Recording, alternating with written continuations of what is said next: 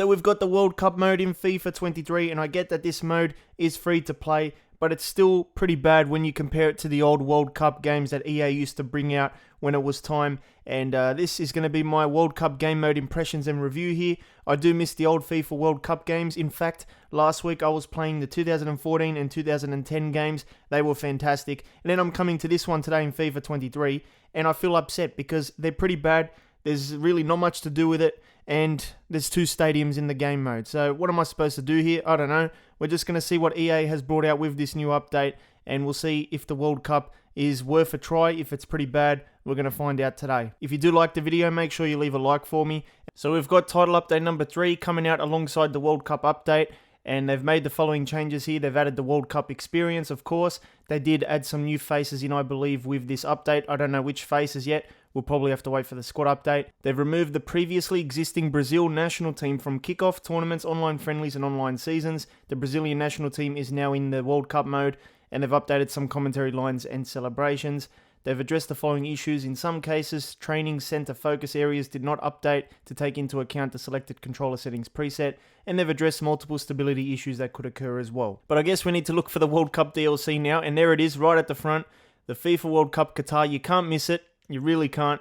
Let's open it up. Let's see. Oh man, I wish they brought out proper games. This will be the last EA FIFA World Cup mode, and let's see here. So we have to select a favourite national team. Okay, let me just find them. There we go. Australia. Round of 16 is the best result. 2006. I remember that game. Alright, so first thing I want to check is the amount of nations you get in this mode. Because I remember those old FIFA games, the World Cup games, had so many nations. The good thing with kickoff is that you can play a final game, semi-final, quarter-final, round of 16 and group stage. So if you want to just skip to a final, you can do that, which is nice. When it comes to the nations, you can do qualified nations. I believe all 32 should be there. So you've got Iran, Ghana, Qatar, England, Belgium, all that. So it looks like the real deal, which is nice. You don't want to have a World Cup mode without the real nations. So Brazil is there as well, and they'll be fully licensed. In terms of unqualified, Austria, Czech Republic, Finland, Iceland, Italy, Norway, Ireland, Romania, Scotland, Sweden, Ukraine, China, Hungary, Northern Ireland, New Zealand, and that's about it. Now, if you remember those old FIFA World Cup games, it felt like every nation was in the game. Like you could pick countries from Africa. What is this, man? Where are all the nations? How did 2014 and 2010 games have all the nations, but this game is very, very limited? Let's check the stadiums here, because this is another thing that sucks. So here we go. 2 stadiums, Al Bayt and Lusail Stadium. Look at that, 2 stadiums, only 2 licensed stadiums.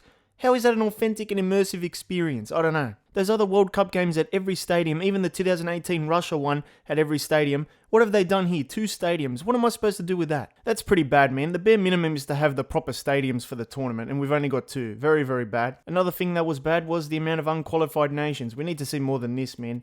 Like, there's so many nations that have missed out, people that have missed out to use their favourite nation. You can't do it in this mode, but you could in those older FIFA World Cup games. 2 bad things already. Now, when it comes to the game modes, I get that it's free, but what am I supposed to do with this? We've got the World Cup tournament, okay, fair enough, bare minimum. World Cup kickoff, bare minimum once again. Online tournaments, no Ultimate Team integration here, there's no mode here, so you can't do it like the 2018 game. So we've got FIFA World Cup Live here. Play along with the world's biggest tournament in real time. FIFA World Cup Live connects you with World Cup 2022 to let you follow all the excitement of each match day as it happens. Play the upcoming fixtures each day or any past match with authentic lineups, group, standings and results. And results, fixtures and that are all updated. So this is like a start today feature. You can do featured quick play, choose any fixture past or present and play a one-off match. Quick play online as well. And your FIFA World Cup. So inherit a team's World Cup progress. And that's going to start in 12 days anyway, because the tournament hasn't started. That's probably one of the only good features this year. And the other 2 are just quick play, you know, online. You can play a friend and stuff.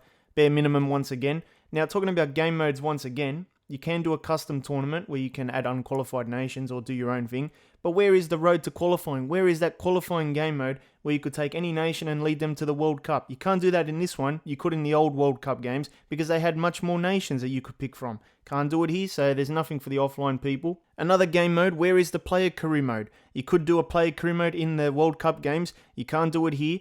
And, you know, they've sort of upgraded the player career mode since the old 2014 game. They could have done something here where you captain your country. And where is the story of qualifying game mode? This was another cool game mode where you could like relive moments from the qualifying stages and try and change history, I guess. So yeah, we could have done that. There's just nothing for the offline people. This is just the bare minimum. I get that it's free, but when I play those old games, man, like I wish we still had them, you know? I wish there was still those World Cup games. I would happily pay the money to play it again. So let's take a look at the tournament here. You can swap out teams and stuff. This is not a custom tournament though. You can do it on the other one. We've got some sort of menu here and pretty basic stuff. You've got your standings, player stats and news, and the squad stuff there, team management and customize, so you can edit your players. Fair enough, bare minimum once again. So when you play the match, you can do playable highlights if you really want to. I'm not going to do that, but you can customize a little bit as well. Change kits, side select, game settings. And there's only 2 real stadiums once again, so every game is going to be at the Lusail or Al Bayt Stadium. Not a good experience. You want to see all the stadiums in the game. You've got some news there, and just World Cup news, I guess. Now, one thing as well, I don't believe there's a way to train your players during the tournament. Like in the old FIFA World Cup games, there was a training mode where you would jump into a practice arena and you can do like all the training for your team. You can do like create a match, practice match, whatever it is, create set pieces, practice set pieces. You can't do that here. I get that it's free once again, but come on, man. I guess we have to play this game. We'll see what the actual gameplay is like. I don't think there was any gameplay changes here for this game, but I'm just going to take a look at the graphics, the branding and all that, because that's what makes up a World Cup mode. So Group B, England versus Iran. Press options button to play. Alright, so here we go. Nice little pre-game cinematic here. Nice stadium as well. At least we've got that stadium in the game. And we've got some fans out in the ground there. And look at that. They're watering the grass. We've got the guy, you know, touching up the grass a little bit. And we've got confetti as well, which is nice.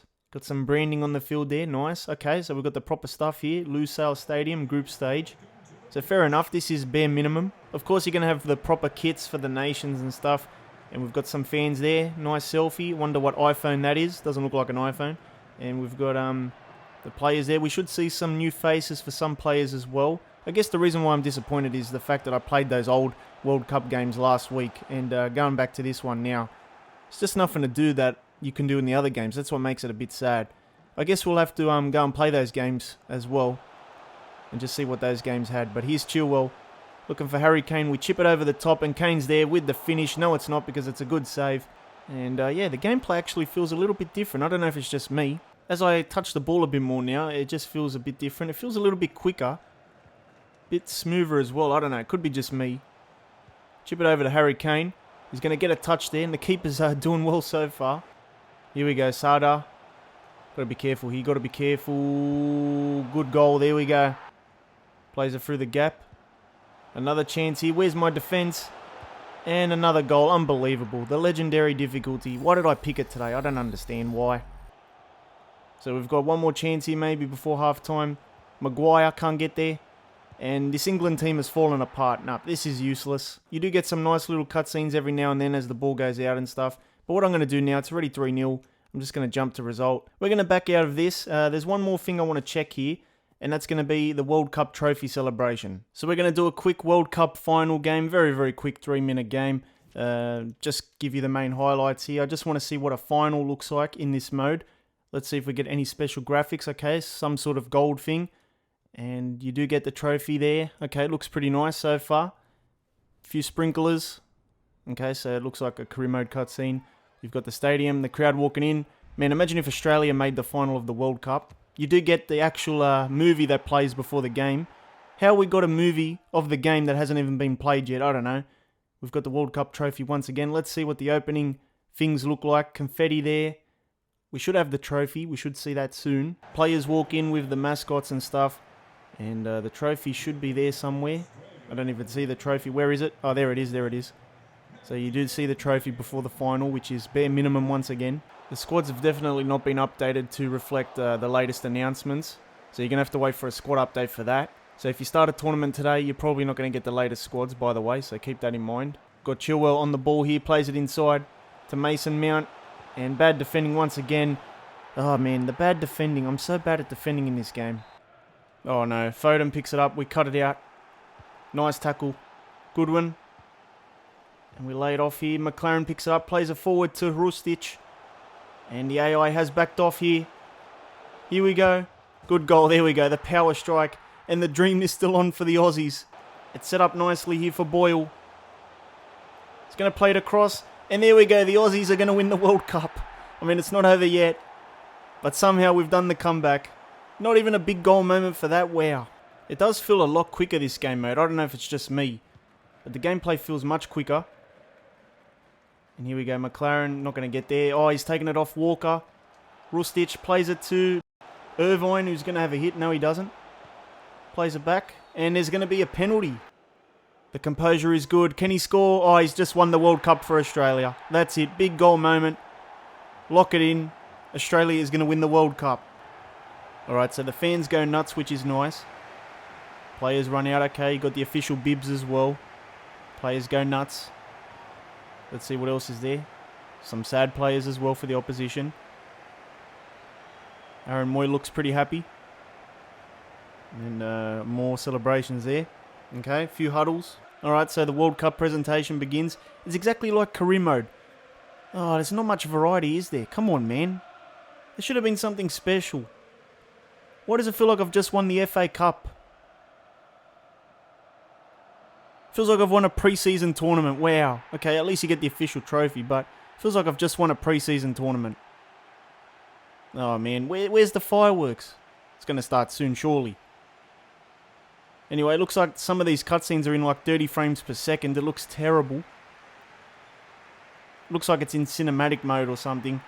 There's the fireworks. Alright, we got the fireworks at least. Oh man, I guess it's just the bare minimum DLC. Like, compare it to the old games, it's just bare minimum.